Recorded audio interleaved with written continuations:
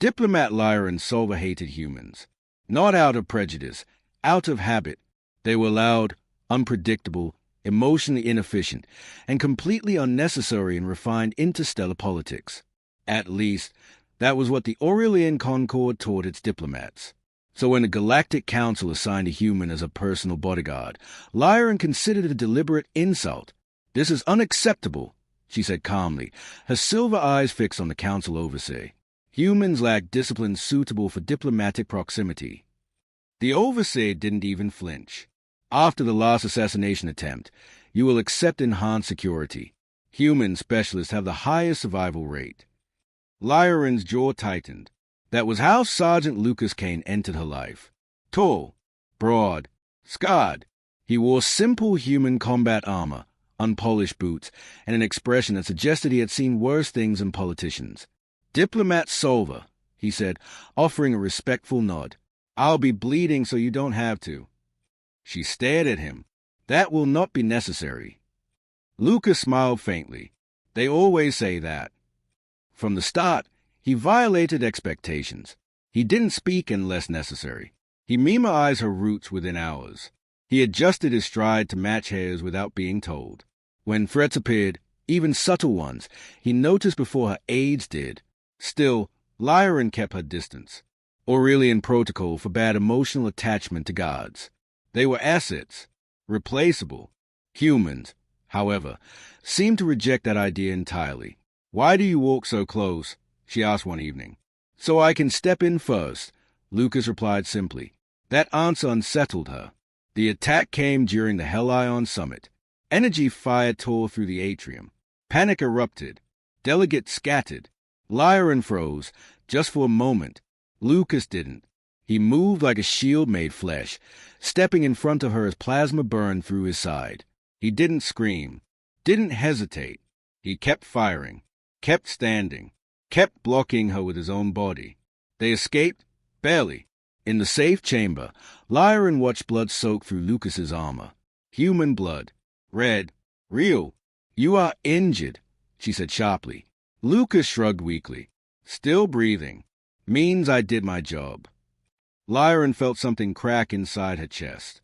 Medical drones swarmed Lucas as Lyran stood nearby, ignoring every protocol warning flashing in her neural display.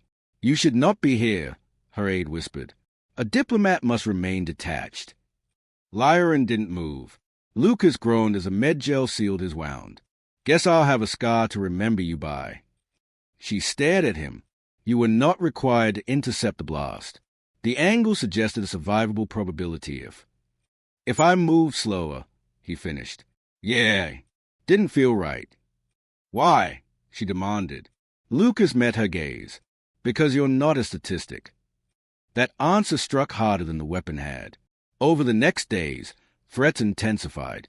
Assassins tested routes. Sabotage attempts multiplied. Lucas stayed at her side, wounded, slower, but unyielding. "You should be replaced," Lyran said quietly. "Request denied," Lucas replied. "By me." She almost smiled. Almost. That night, another ambush came, this one closer. Lucas fought despite his injury. Took another hit. Still stood. When it was over, he collapsed. Lyran caught him. Aurelian diplomats were never meant to touch their guards. She didn't care. "Do not die," she whispered. Lucas smiled weakly. "You giving me orders now?" "Yes," she said firmly. Lucas survived. Barely. But the council didn't care. They summoned Lyran and issued a cold command. "The human is a liability. He will be reassigned." Lyran's hands clenched. "No," she said. Silence followed. "You will follow protocol," the overseer warned. Lyran thought of Lucas standing in front of gunfire, bleeding, refusing to fall. "I will not," she said calmly. "This human has saved my life twice. He remains." The chamber erupted. Aurelian diplomats did not defy protocol. Lucas, still bandaged, watched from the doorway. He said quietly, "You don't have to do this." She turned to him. "Yes," she replied. "I do." She stepped forward, alone. "I formally invoke personal protective bond. Lyran announced. Gasps filled the hall. That protocol had not been used in centuries. It bound a diplomat and guard by mutual trust, not hierarchy. Lucas stared. That means, if I fall. I fall, she said. If you stand, I stand. He swallowed. Worth it, he said. The final assassination attempt came during the closing summit. This time, they were ready. Human tactics. Alien intelligence. Lucas fought like a wall that refused to break. Lyran coordinated evacuation routes herself. Calm, precise, fearless. They survived. Again. Afterward, news spread across the galaxy. An alien diplomat had broken protocol. A human bodyguard had bled without hesitation.